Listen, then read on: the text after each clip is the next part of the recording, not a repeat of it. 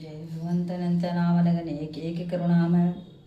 आइए, जैसा कि आप सभी को बताए थे कि अधिक मास में गीता पढ़ना है, गीता के 15वां अध्याय पढ़ना है, लेकिन मेरा मन में आया कि हम रामचरितमानस का पाठ करें और आप लोगों के बीच में रख रहे हैं और इसकी कहानी बताएंगे जो मेरे ऊपर जो कुछ हमको मिला है, आपको कभी जीवन में चर्चा करेंगे।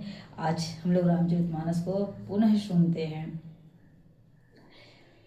चहु जुग तीनि कालति हूँ लोका, भय नाम जपि जीव विशोका।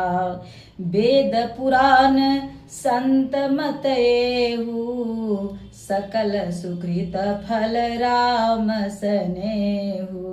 बड़ा ही सुंदर अर्थ है इसका, आप लोग सुने।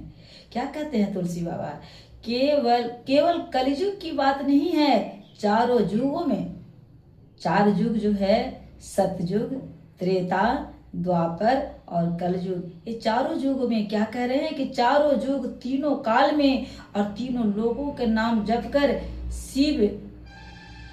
जीव शोक रहित हुए।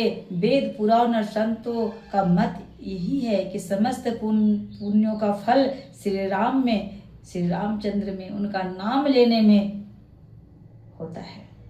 इसलिए भगवान राम नाम को महामंत्र कहा गया है, तारक मंत्र कहा गया है। आगे चलते हैं। ध्यान प्रथम जुग मख विधि दूजे, द्वापर परितोषत प्रभु पूजे। कलि केवल मल मूल मलिना, पाप पयो निधि जन्म नहीना। पाप पयो निधि जन्म नहीना।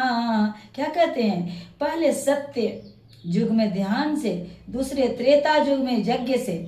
पहला जो है सतयुग में क्या होता था, तपस्या करना पड़ता था, भगवान का ध्यान करना पड़ता था। और त्रेता युग में क्या होता था, लोग यज्ञ किया करते थे।